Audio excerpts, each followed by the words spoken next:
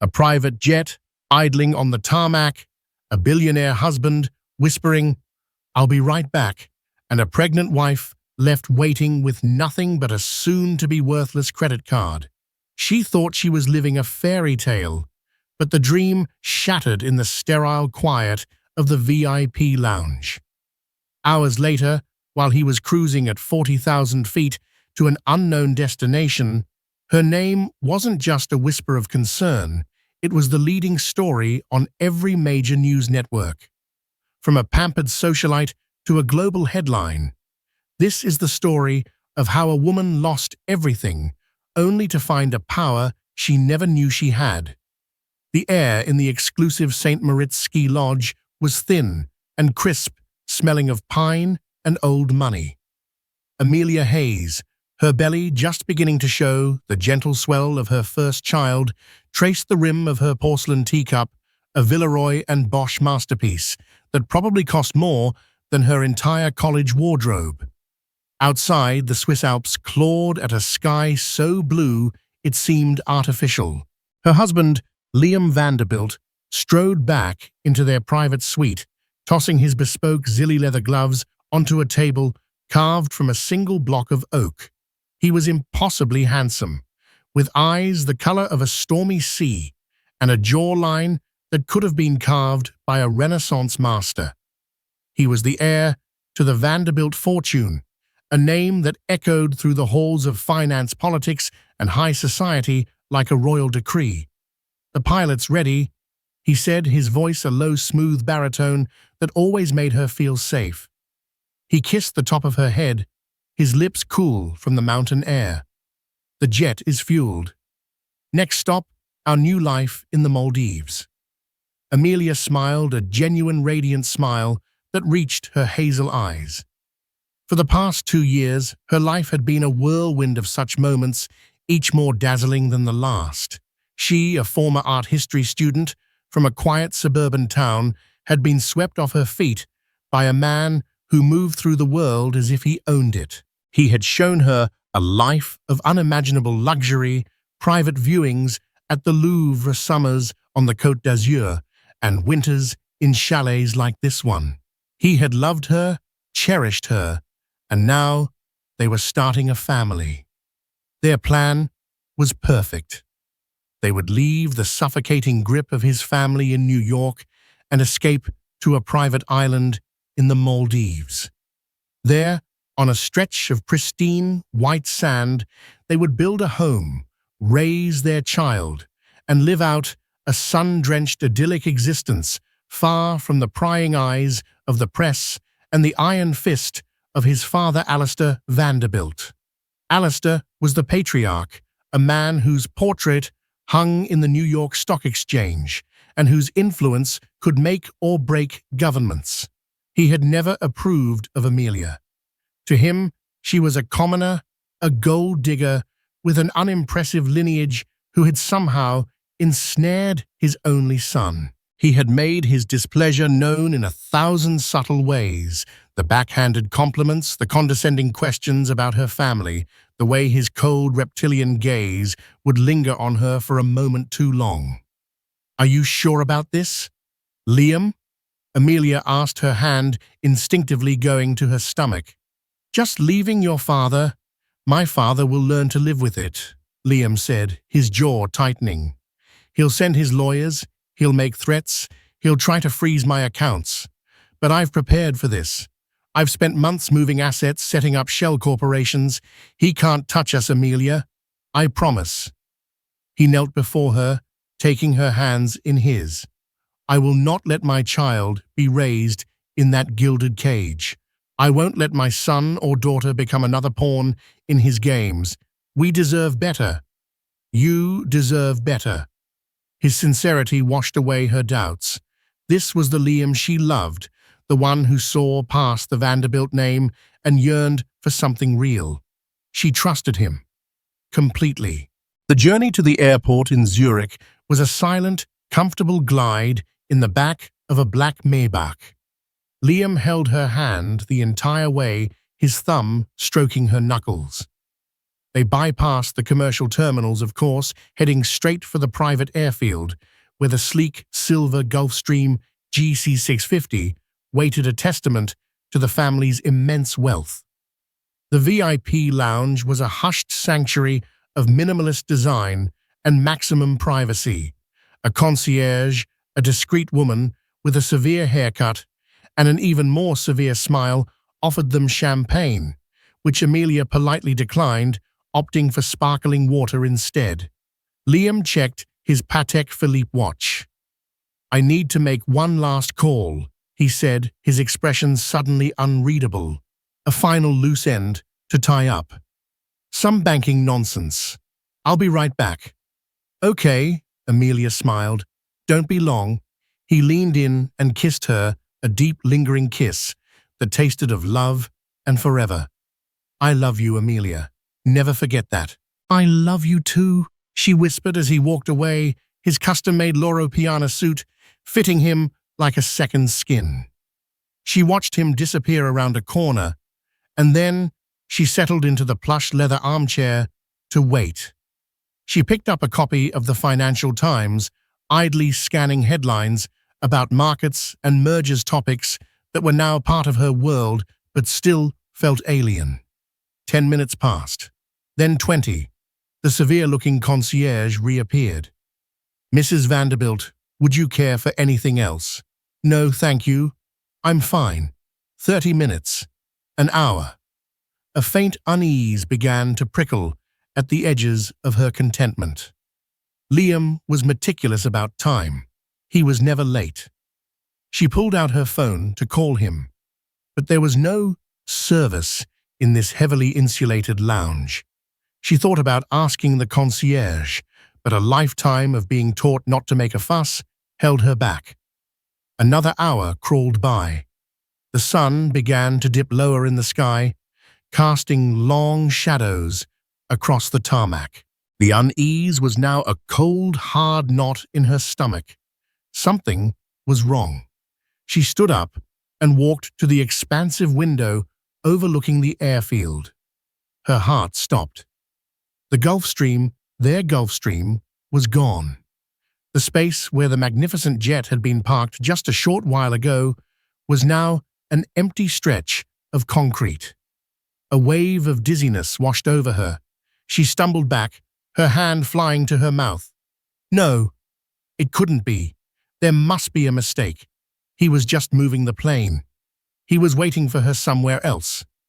She rushed to the concierge desk, her voice trembling. "My husband, Mr. Vanderbilt. Where is he? And the plane? Where is the plane?" The woman's professional smile didn't waver, but her eyes were filled with a cold, calculated pity. "Mr. Vanderbilt's jet departed an hour and a half ago, madam." Departed? Amelia's blood ran cold. "Without me? That's not possible. He was just here. He went to make a phone call. His car collected him from a different exit," the concierge said, her tone flat, as if she were reading from a script. "He left a message for you." She slid a crisp white envelope across the polished counter. Amelia's hands shook so violently she could barely take it. The envelope was heavy, expensive paper. It bore the Vanderbilt crest. With trembling fingers, she tore it open. Inside was a single sheet of matching stationery and a platinum credit card. The note was not in Liam's familiar flowing script, but in a cold, impersonal typeface. "Amelia, I am sorry. This was a mistake. I cannot do this. My place is with my family. The life you and I envisioned is a fantasy I can no longer afford to entertain. The enclosed card has a limit of $50,000. It should be sufficient to get you back to wherever you consider home. Do not attempt to contact me. My lawyers will be in touch regarding the terms of our separation." Liam. The words blurred. The air rushed from her lungs. This wasn't real. It was a joke, a cruel, twisted joke. Liam loved her. He wouldn't do this. His father must have forced him. Alistair had won. She sank to the floor. the letter crumpling in her fist. The $50,000 was an insult, a pittance to a family that measured its worth in billions. It was a dismissal, a final, heartless transaction. Madame, the concierge's voice seemed to come from a great distance. "Should I call someone for you?" Amelia couldn't answer. The sobs came then, racking her body, tearing from her throat in raw, ragged bursts of pain. She was alone, pregnant, and abandoned in a foreign country, the fairy tale shattered into a million sharp, glittering pieces around her. The man she had trusted with her life, her heart, and her unborn child had vanished into the sky, leaving her grounded in the harshest reality she had ever known. The gilded cage had sprung open, but instead of flying free, she had been cast out into the wilderness. The first few hours were a blur of shock and denial. Amelia remained on the cold floor of the VIP lounge, the world reduced to the sympathetic yet detached faces of airport staff. They spoke to her in gentle, hushed tones, their German and French, a soft, meaningless buzz in her ears. Someone eventually helped her to her feet and guided her to a small private room away from the main lounge. The platinum credit card felt like a piece of ice in her hand. Her first coherent thought was to use it.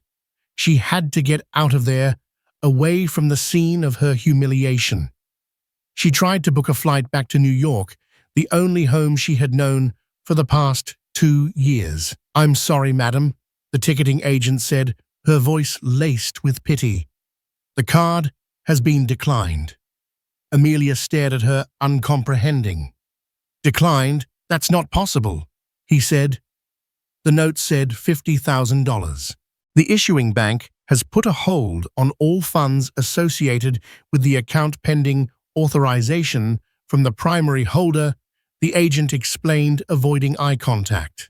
It seems the request to cancel the card was processed almost immediately after it was issued. Of course, it was another calculated cruelty, a final twist of the knife from Liam, or more likely, from his father. The card was a prop, a final piece of stagecraft in the elaborate play of her abandonment. She was left with nothing. The cash in her wallet amounted to less than 500 Swiss francs, meant for tips and trinkets, not for survival. The designer clothes on her back and the jewelry on her wrists were her only assets, and they felt like a costume from a life that no longer belonged to her. Panic, cold and sharp, finally pierced through the fog of her grief. She was pregnant alone and penniless in a country where she knew no one. The Vanderbilt name, once her golden ticket, was now a brand of shame. She spent the night on an uncomfortable chair in a public area of the Zurich airport, trying to make herself as small as possible. The stares of passers-by felt like physical blows. They saw a woman in a Chanel coat crying into her hands and likely assumed a lover's spat a missed flight. They couldn't possibly imagine the scale of her ruin. By morning, exhaustion had given way to a grim, desperate clarity. She needed help. Her own family, a quiet, middle-class couple in Ohio, would be heartbroken and bewildered, but they couldn't fight a titan like Alistair Vanderbilt. Her friends from before Liam were scattered, living lives that couldn't comprehend the stratosphere she had fallen from. Then she remembered Eleanor.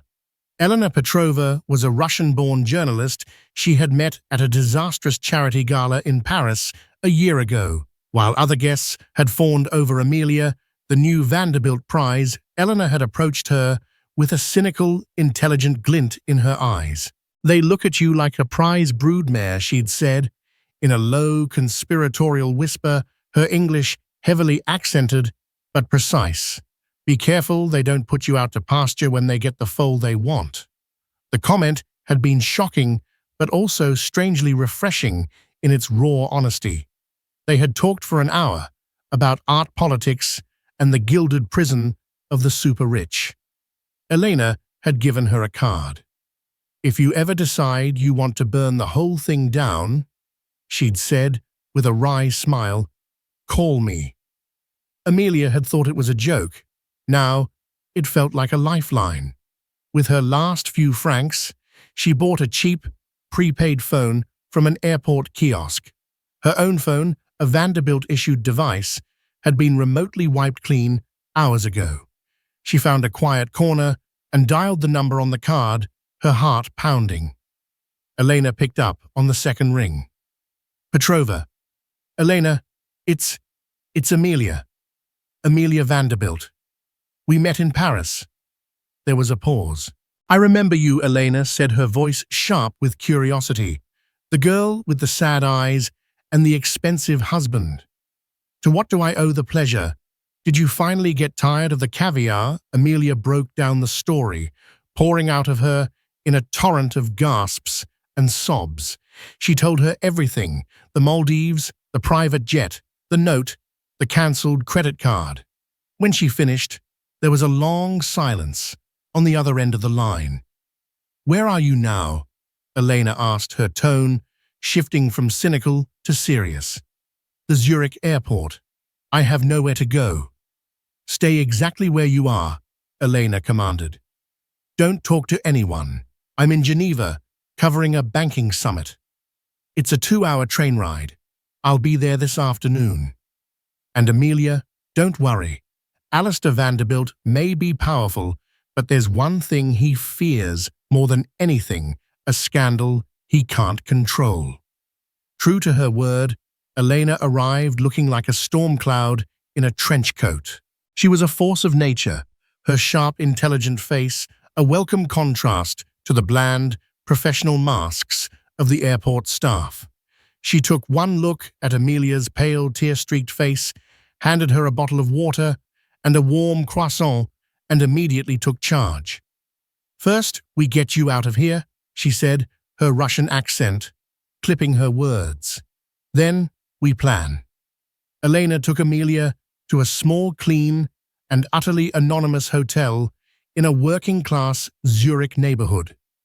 For the first time in 48 hours, Amelia felt a flicker of safety. While she showered, Elena made a series of rapid-fire calls in Russian, her voice low and intense. When Amelia emerged, wrapped in a threadbare hotel robe, Elena was pacing the small room, a predator on the hunt. "I have spoken to my contacts," Elena said. "Liam's jet never filed a flight plan for the Maldives. It flew directly to Riyadh, Saudi Arabia. Liam Vanderbilt was seen disembarking and meeting with representatives from the Saudi Sovereign Wealth Fund. It seems your husband didn't just abandon you, my dear. He chose a business deal worth hundreds of billions over his pregnant wife." The news was another gut punch, but this time it was laced with a cold fury. It wasn't just his father, it was Liam. He had made a choice.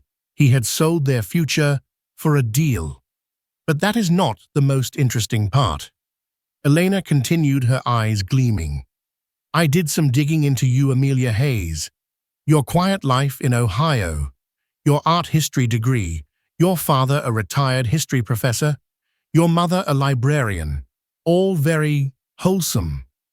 But there is a loose end, a name I did not recognize, a name," Amelia asked, confused. "Your mother's maiden name. Delacour?" Amelia shrugged. "It's French. My maternal grandmother was from a small village in Provence." Elena smiled, a thin, dangerous smile. "Not just any village, and not just any family. The Delacour family was once one of the most powerful noble houses in France. They lost their titles and most of their fortune during the Revolution, but they did not lose everything. They were clever. They invested in art. For centuries, they quietly accumulated one of the most significant private art collections in the world, filled with lost masterpieces and priceless artifacts. The collection was thought to have been seized and scattered by the Nazis during World War II. Its whereabouts have been one of the greatest mysteries of the art world for 80 years. Amelia stared at her mind reeling. She remembered her grandmother, a quiet, sad woman who had died when she was young. She remembered a small locked chest her mother kept filled with old leather-bound diaries written in French. The last known direct descendant of the main branch of the family, Elena said, her voice dropping to a dramatic whisper, was a woman named Geneviève Delacour. Your grandmother. The implications were too vast, too staggering to comprehend. It was a fairy tale, but a different, older, and far more complex one than the one she had been living. Elena's phone buzzed. She looked at the screen, and her smile widened into a triumphant grin. She turned the phone around for Amelia to see. It was a live feed from a major news network. The breaking news banner at the bottom of the screen read Lost Delacour Art Collection discovered in Swiss vault. Heiress found. The screen showed a picture of the Zurich airport and then a grainy, long-lens paparazzi shot of her huddled and crying in the terminal. And below it, a beautiful aristocratic portrait of a young woman from another era, her grandmother, Geneviève Delacour. It seems, my dear Amelia Elena, said her voice filled with a delicious irony, that your husband abandoned a simple art student at the airport. But in doing so, he created a global sensation. You are no longer just the jilted wife of a Vanderbilt. You are the sole heiress to a collection worth an estimated $10 billion. Your name is breaking news. Amelia looked from the phone to her own reflection in the darkened hotel window. The face that stared back was no longer that of a victim. It was the face of a woman who had just been handed a weapon, a shield, and a kingdom all in one fell swoop. The game had changed, and she was no longer a pawn. The news hit the Vanderbilt building on Wall Street like a targeted missile.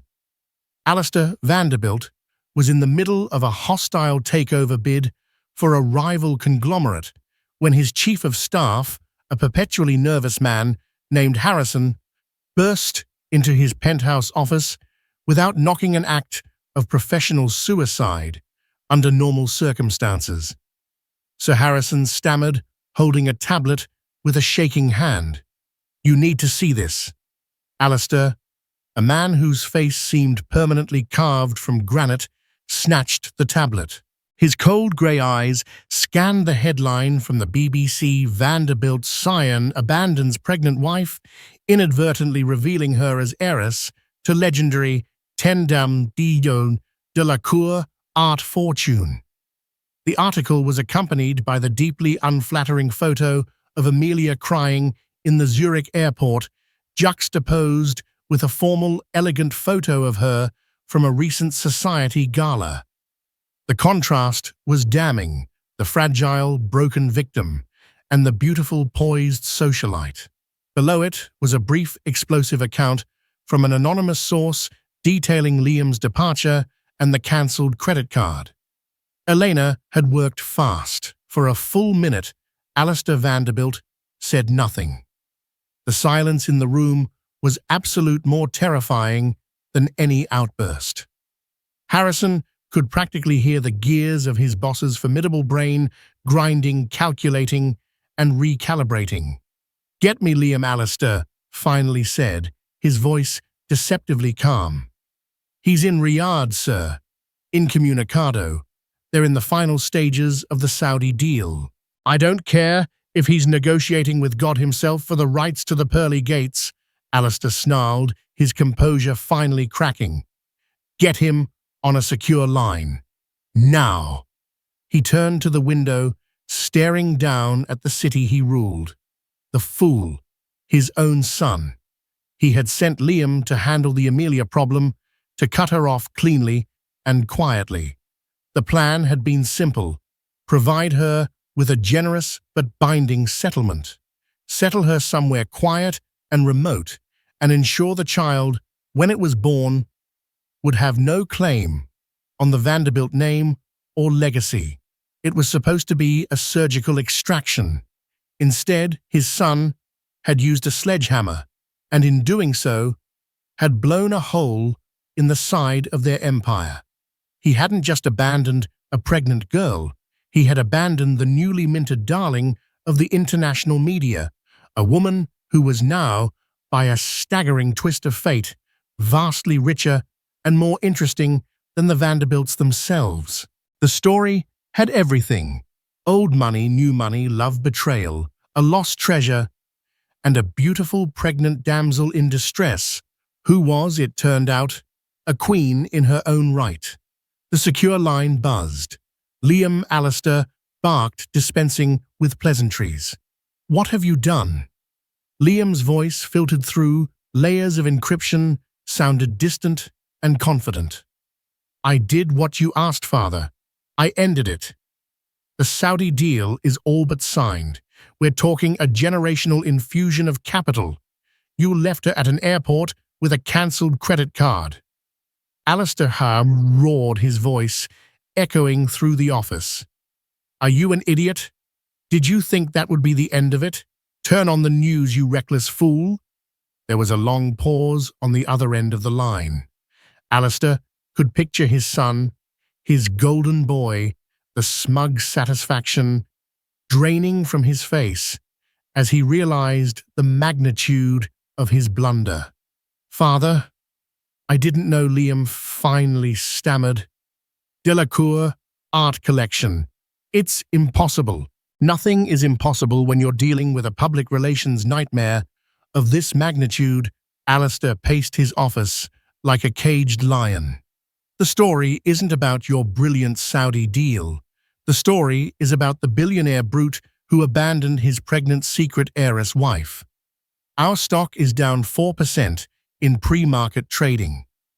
The board is panicking. The women on every charity committee your mother sits on are calling her, offering their condolences. We are a laughing stock." "I'll fix it," Liam said, his voice regaining a sliver of its usual confidence. "I'll issue a statement. We'll say it was a misunderstanding." "A misunderstanding?" Alistair laughed, a harsh, humorless sound.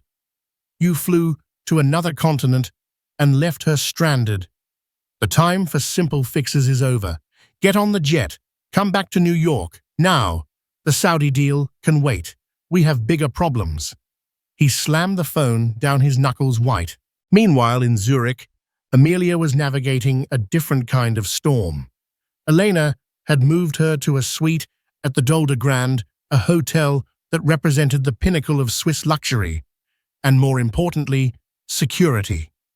Elena's news agency was footing the bill, recognizing the story of the century when they saw it. The world was clamoring for Amelia Delacour Vanderbilt. Art historians, museum curators, auction houses, lawyers, and journalists from every major outlet were trying to reach her. Her face was everywhere. She was the woman of the hour, the mystery, the fairy tale. Elena acted as her gatekeeper, fielding calls and vetting requests. The Louvre, the Getty, the British Museum, they all want to assist in the verification and cataloguing of the collection, she told Amelia, pouring her a cup of chamomile tea. "What they mean is they want to get their hands on it." "I don't even know what's in it," Amelia said, feeling overwhelmed. Her hand rested on her belly, a constant reassuring presence in the whirlwind. "I need a lawyer, a good one, someone who doesn't work for the Vanderbilts." "Already on it," Elena said, tapping on her laptop. "I've reached out to Luc Dubois. He's the top art repatriation lawyer in Europe. He's based in Geneva. He's tough, he's discreet, and he hates the arrogance of people like the Vanderbilts. He's perfect." Luc Dubois arrived the next morning. He was an older man, impeccably dressed, with kind, intelligent eyes and an air of quiet authority. He listened patiently as Amelia, with Elena's help, recounted her story. He then explained the legal situation.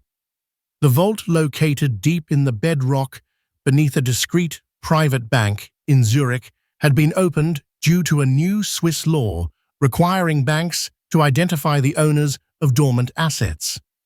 The lease was in her grandmother's name, Geneviève Delacour, with a clause stipulating that upon her death it would pass to her direct living heir. After months of genealogical research, the bank's lawyers had traced that line to one Amelia Hayes, now Vanderbilt.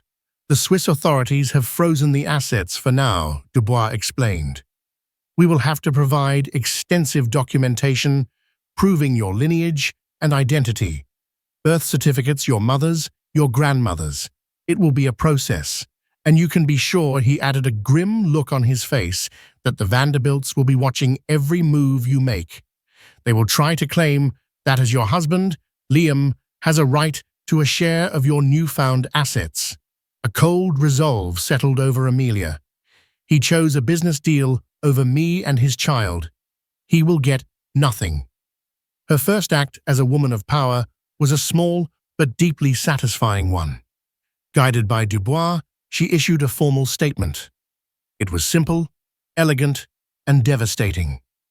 I am overwhelmed by the recent revelations regarding my family's history and legacy, it began. My sole focus at this time is on my health, my pregnancy, and securing the future of the Delacour heritage for my unborn child.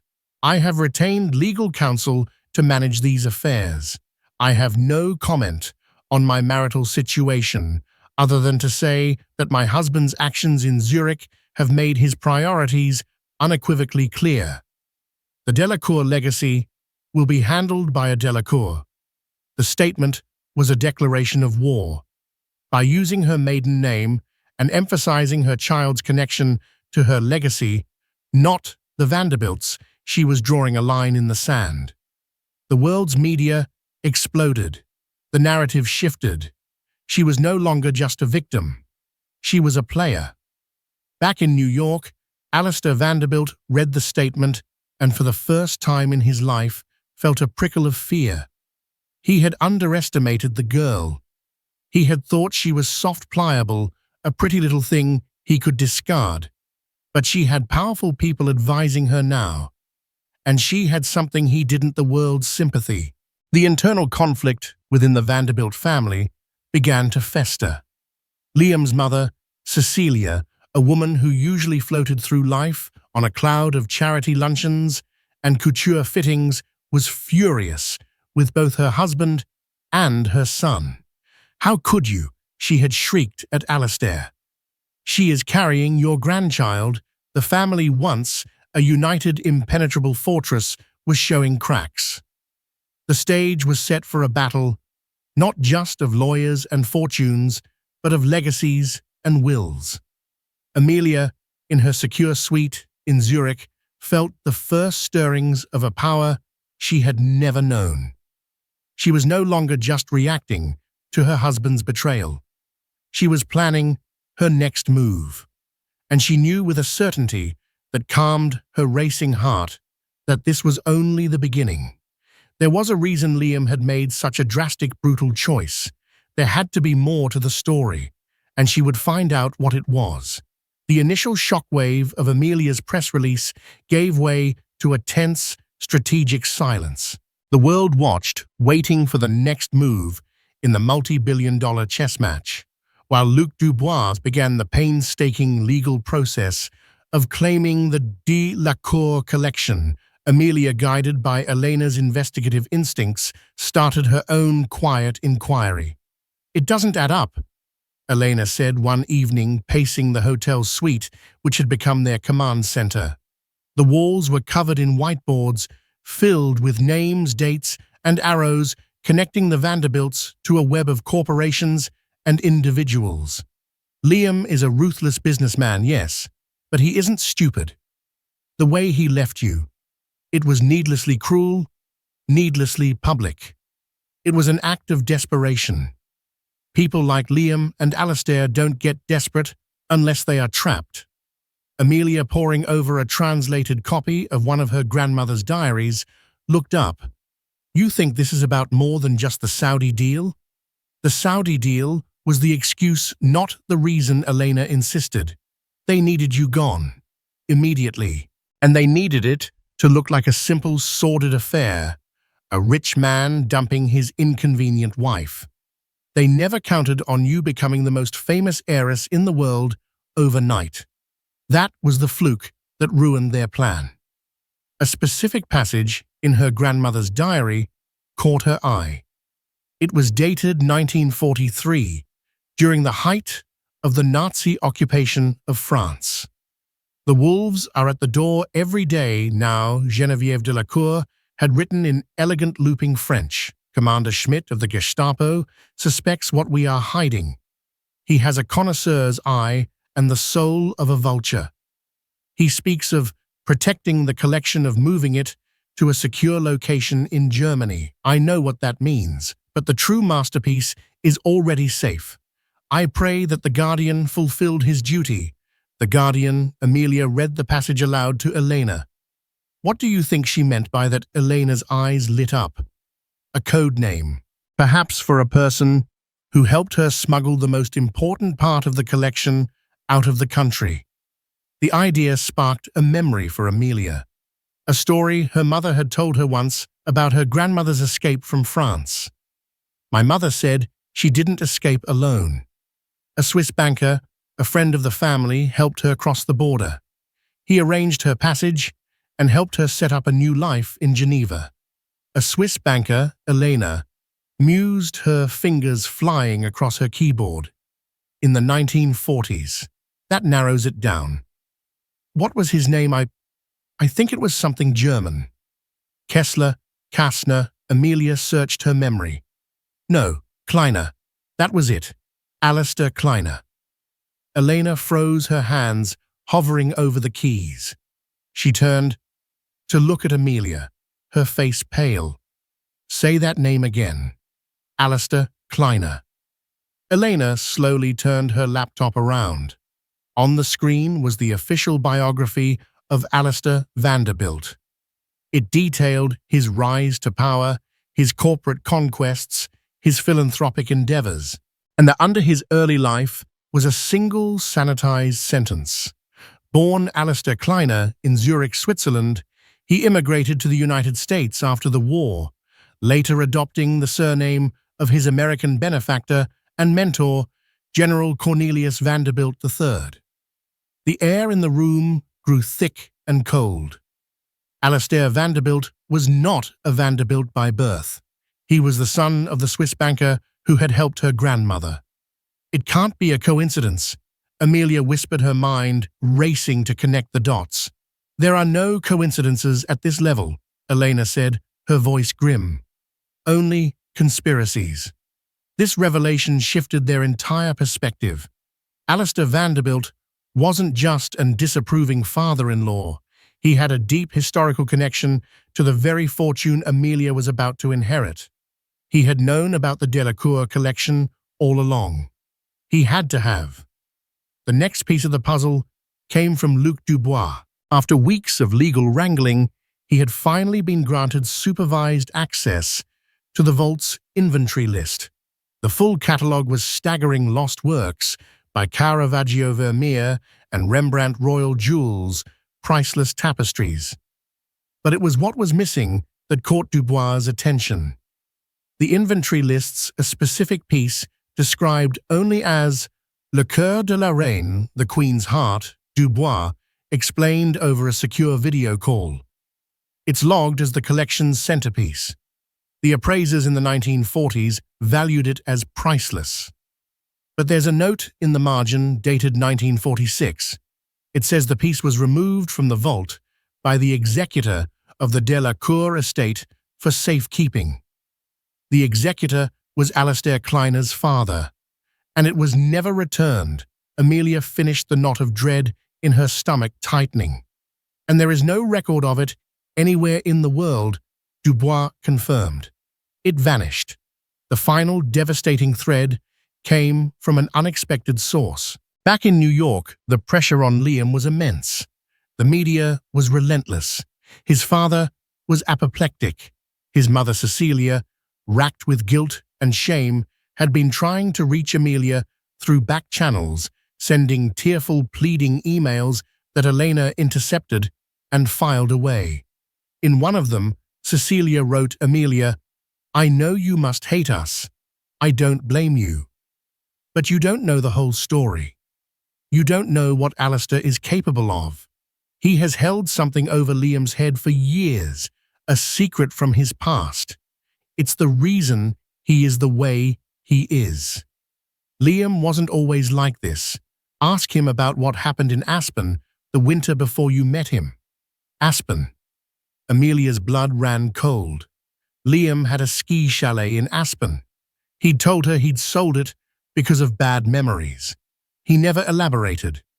Elena, with her formidable resources, started digging. She pulled property records, police reports, and old society gossip columns from that winter. And she found it. A small, buried article in the Aspen Daily News about a tragic accident. A young woman, a ski instructor named Chloe Dubois, had died in an avalanche on a private off-piste trail on Vanderbilt property. The death was ruled an accident, a tragic case of a skier going out of bounds in dangerous conditions. Liam Vanderbilt was listed as the one who reported her missing. But Elena found something more. A sealed police report obtained through a source who owed her a very big favor. The report contained the initial responding officer's notes.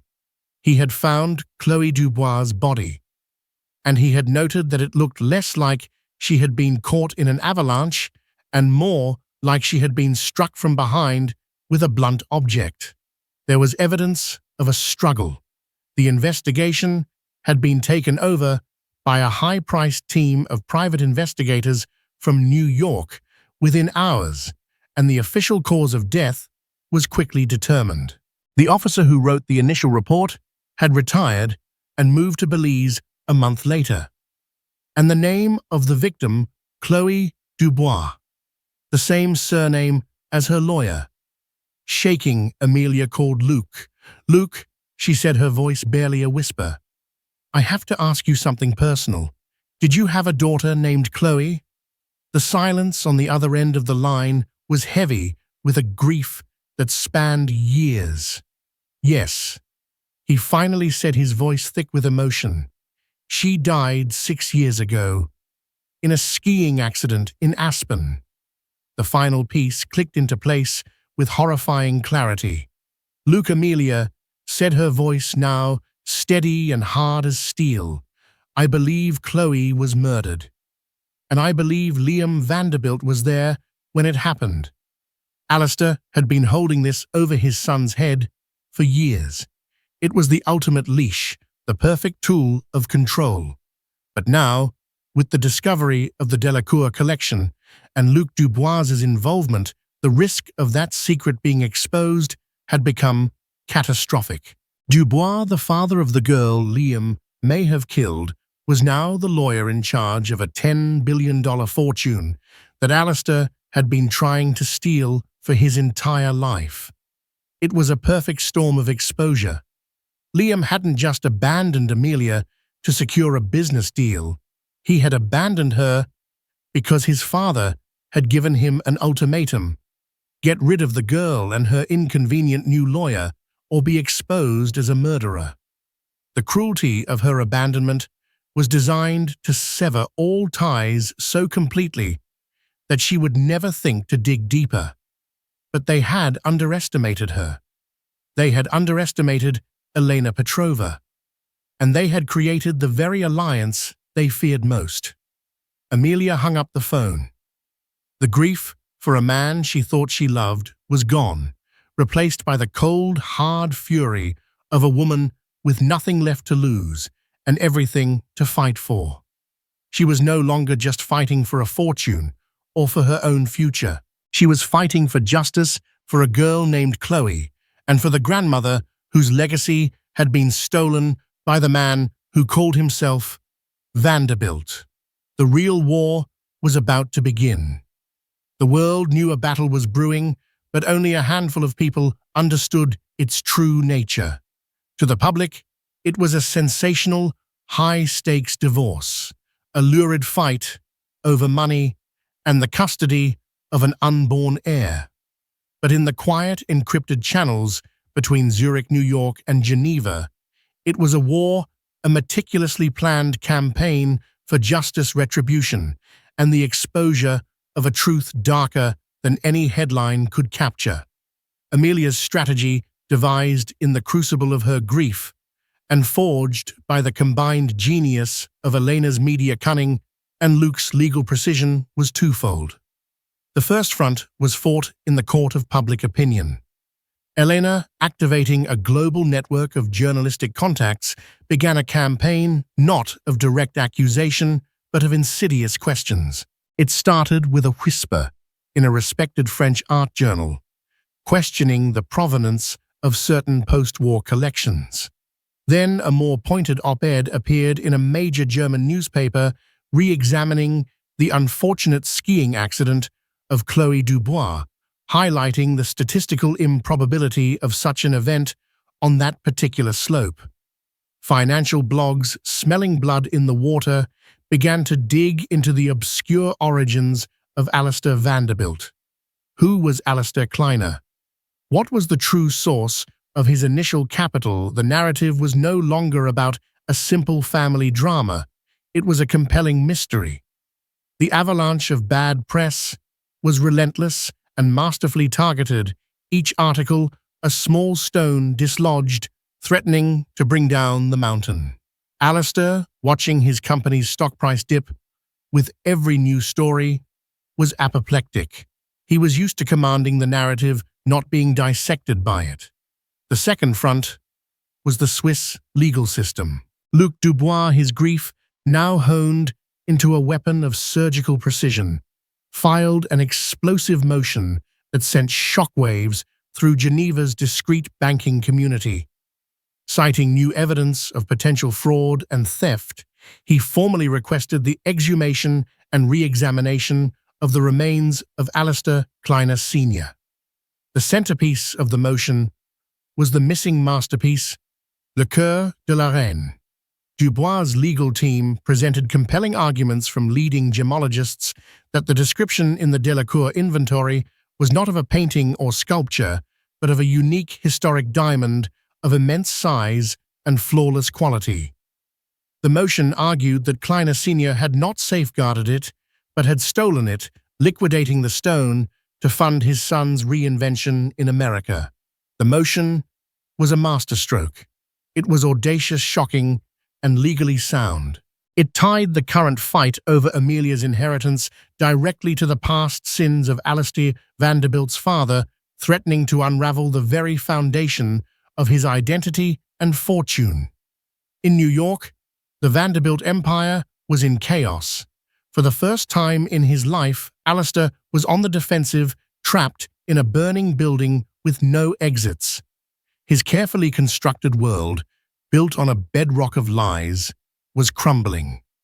His attempts to intimidate Luc Dubois were met with the unshakable resolve of a father seeking justice for his murdered child. His attempts to buy off journalists were met with scorn. Eleanor had made the story too personal, too compelling, a global drama of David versus Goliath. The final confrontation did not happen in a courtroom or a boardroom, but on the neutral ground of the Dolder Grand in Zurich. Liam, finally breaking away from his father's suffocating control, flew to Zurich alone. He had requested a meeting, an appeal sent through his mother. Against Luke's strenuous objections, but with Elena's hand resting reassuringly on her arm, Amelia agreed. She chose the setting, a private terrace overlooking Lake Zurich. The serene beauty of the landscape was a stark, deliberate contrast to the ugliness of their situation. When Liam arrived, Amelia barely recognized him. He looked haggard, and broken a ghost of the confident, handsome man who had kissed her goodbye at the airport. The bespoke suit hung loosely on his frame. The swagger was gone, replaced by a deep, soul-crushing weariness. Amelia, he began, his voice hoarse, the single word thick with 1,000 unspoken regrets. Don't, she said, her voice as cold and clear as the alpine air.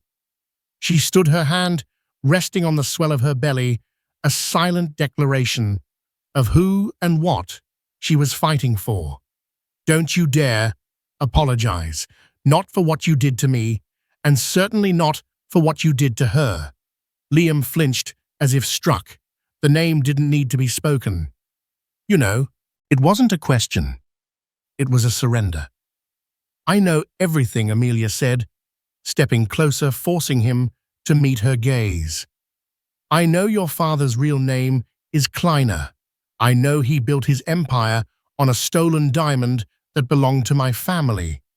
I know about Chloe Dubois, and I know that you were there on that mountain when she died. He sank into a chair, the fight completely gone from him, his face buried in his hands. He gave me no choice. He whispered the words muffled. He's controlled me with it my whole life. I was young, stupid. It was an accident. We argued, I was angry. I pushed her. She fell and hit her head on a rock. I panicked. He looked up, then his eyes wild with the memory. The avalanche. He staged that. He flew in his fixes. They made it all go away. And he never ever let me forget it. It was his leash, the one he could pull any time I stepped out of line, so you chose him. Amelia said, her voice devoid of pity, a statement of fact. You chose the man who covered up a killing over me and your own child. He told me he would destroy you. Liam cried, his voice cracking with desperation. It wasn't about the money anymore. It was about the secret. He said he would use the full force of the Vanderbilt machine to ruin you, to paint you as a mentally unstable gold digger, an unfit mother. He would have taken our child from you, Amelia. He swore he would. He said if I left with you, he would release the evidence about Chloe and I would spend the rest of my life in prison, abandoning you. In his twisted logic, it was the only way I could protect you from him. Elena, who had been a silent, watchful statue until now, let out a short, contemptuous laugh. Protect her. You left her penniless and pregnant in a foreign country. You humiliated her in front of the entire world. That is not protection, Mr. Vanderbilt. That is the act of a coward saving his own skin. Amelia ignored them both, her focus entirely on Liam. What do you want, Liam? She asked, cutting through his self-pitying explanation. I want to make it right, he said, his voice dropping to a near whisper. He finally seemed to understand that absolution was not on offer. I will testify against him, about Chloe, about the stolen diamond, about everything. I can't live like this anymore. He has to be stopped. He then laid out the final piece of the puzzle. Le Coeur de la Reine was real. After Kleiner Sr. stole it, he had it secretly recut into a series of smaller, though still magnificent, flawless diamonds. These became the seed capital for his American empire. The proof, the original gemological reports, the shadowed transaction records of the sale, the coded correspondence between his father and the diamond cutters in Antwerp was all in a hidden safe behind a painting in the family's New York townhouse. Liam knew the combination. It was his last and only card to play. Liam's testimony, given in a sealed, hours-long deposition to the Swiss authorities, was the kill shot. It was a son's devastating indictment of his father. Armed with the combination and an international warrant secured by the Southern District of New York, federal agents and Interpol investigators raided the opulent Vanderbilt townhouse on Fifth Avenue. Behind a 19th-century landscape, they found the safe, and inside, they found all documents, proving conclusively that the foundation of the Vanderbilt fortune was built on a historic theft. More damningly, they found the fixers' files on Chloe Dubois, including payoffs and travel records that corroborated Liam's story.